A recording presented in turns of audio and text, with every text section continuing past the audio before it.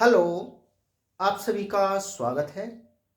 हमारा चैप्टर चल रहा है एल्डिहाइड, कीटोन और कार्बोक्सिलिक अम्ल। और आज की इस वीडियो में हम पढ़ेंगे कार्बोक्सिलिक अम्लों के भौतिक गुणधर्म, है ना, फिजिकल प्रॉपर्टीज। तो शुरू करते हैं आज की हमारी वीडियो, कार्बोक्सिलिक अम्लों के भौतिक गुणधर्म। एलिफैटिक कार्बोक्सिलिक अम्लों की श्रेणी में जिन कार्बोक्सिलिक अम्लों की कार्बन श्रृंखला में 1 से लेकर के 9 कार्बन परमाणु तक होते हैं।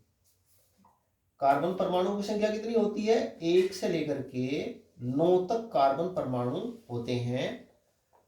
वे सामान्यता पर अरुचिकर गंध वाले, सामान्यता पर अरुचिकर गंध वाले रंगहीन द्रव होते हैं, रंगहीन द्रव होते हैं।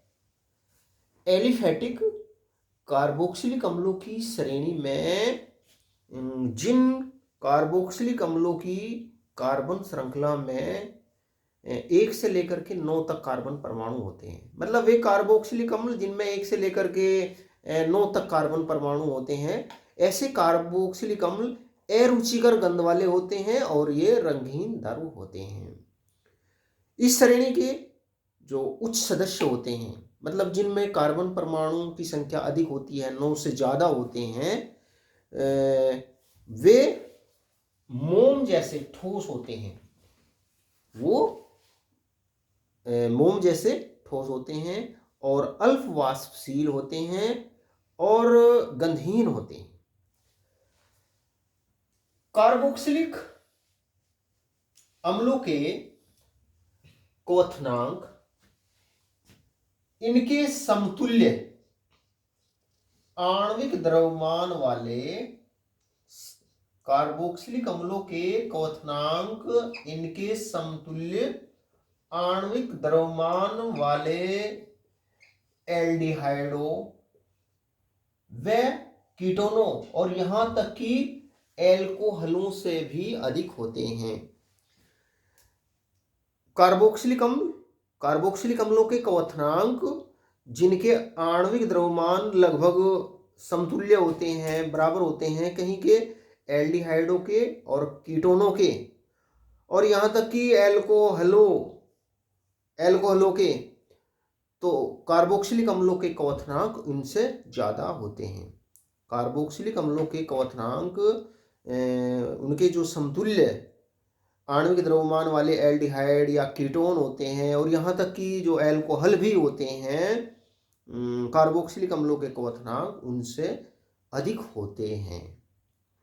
इसका कारण ये होता है, कार्बोक्सिलिक अम्लों के क्वथनांक एल्डिहाइडों से, कीटोनों से, एल्कोहलों से अधिक होते हैं। इसका कारण ये होता है कि कार्बोक्सिलिक अम्लों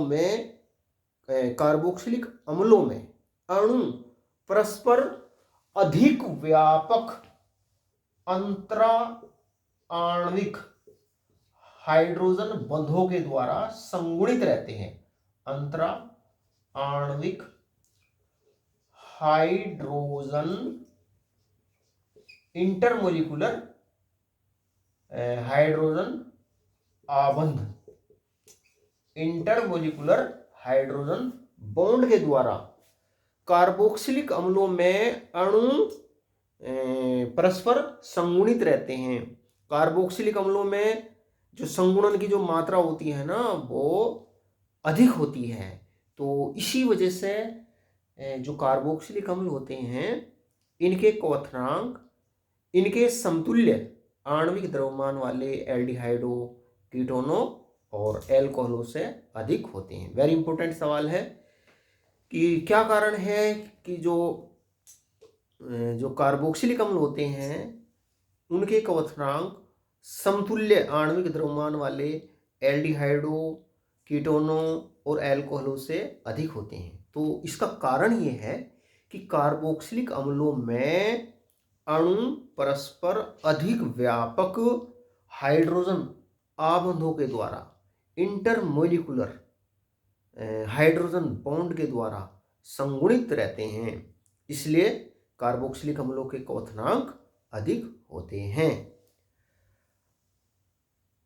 कार्बोक्सिलिक अम्लों में हाइड्रोजन आबंध वाष्प प्रावस्था में भी पूर्ण रूप से नहीं टूटते। कार्बोक्सिलिक अम्लों में जो हाइड्रोजन आबंध होते हैं ना, वो अधिक व्यापक होते हैं और उनमें संगुणन की मात्रा ज़्यादा होती है कार्बोक्सिलिक अम्लों में हाइड्रोजन आप बॉन्ड के कारण।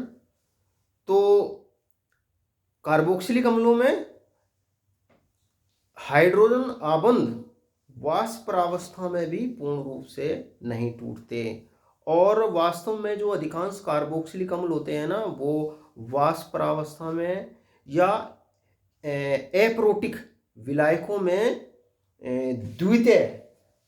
द्वितीय के रूप में, द्वितीय डाइमर के रूप में विद्यमान रहते हैं। देखो किस प्रकार से,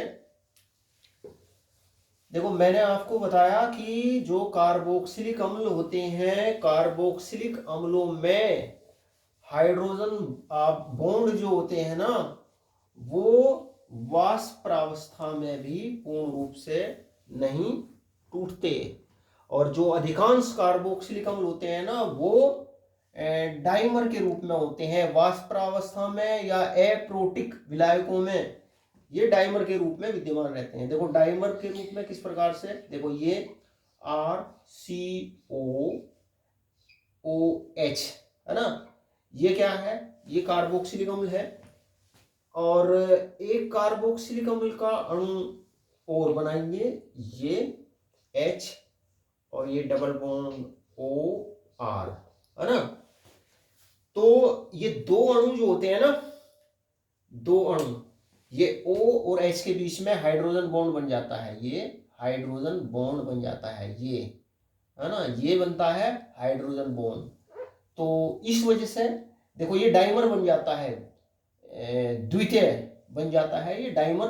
तो जो अधिकांश कार्बोक्सिलिक अम्ल होते हैं ना, वो हाइड्रोजन आबंधित डाइमर के रूप में रहते हैं वाष्प प्रावस्था में और एप्रोटिक जो सोलवेंट होते हैं।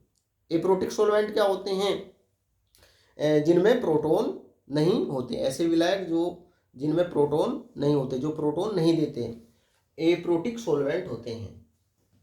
तो इस वजह से कार्बोक्सिलिक अम्लों के क्वथनांक अधिक होते हैं, क्योंकि उनमें अणु जो होते हैं ना, हाइड्रोजन बॉन्ड जो होते हैं ना, वो ज़्यादा स्ट्रॉन्ग होते हैं। तो इस वजह से, और हाइड्रोजन बॉन्ड जो होते हैं कार्बोक्सिलिक अम्लों में, वो वाष्प प्रावस्था में भी पूर्ण रूप से नहीं टूटते और जो कार्बोक्सिलिक अम्ल होते हैं, अधिकांश कार्बोक्सिलिक अम्ल हाइड्रोजन आबंधित द्वितीय डाइमर के रूप में वाष्प प्रावस्था में या एप्रोटिक विलायकों में डाइमर के रूप में वो विद्यमान रहते हैं। तो ये तो बात हुई, ये बात हुई कार्बोक्सिलिक अम्लों के क्वथनांकों की। अब बात करते हैं कार्बोक्सिलिक अम्लों की विलेयता की।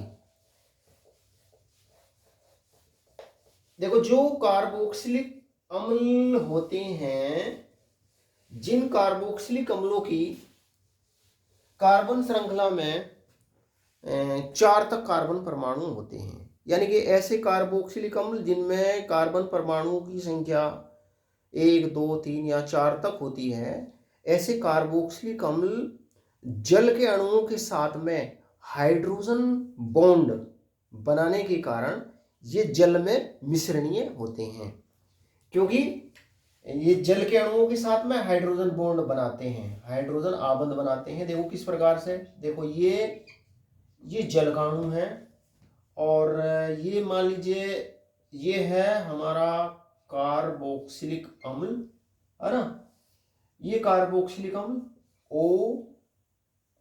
ये OH है ना, एक कार्बोक्सिलिक अम्ल का अणु इधर बनाइए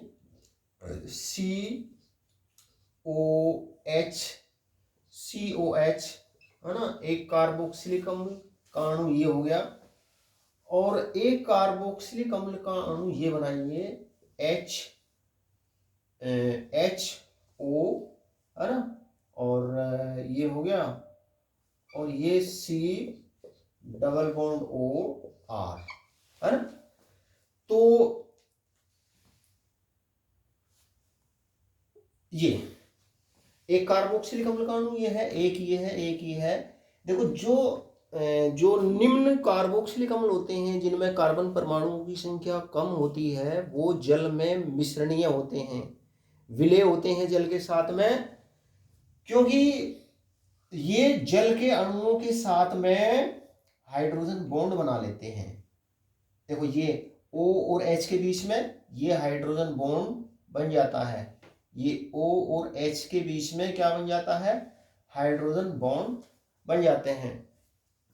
तो जिन कार्बोक्सिलिक अम्लों में कार्बन परमाणुओं की संख्या कम होती है, वो जल के साथ में हाइड्रोजन बॉन्ड बनाने के कारण वो जल में मिश्रणीय होते हैं।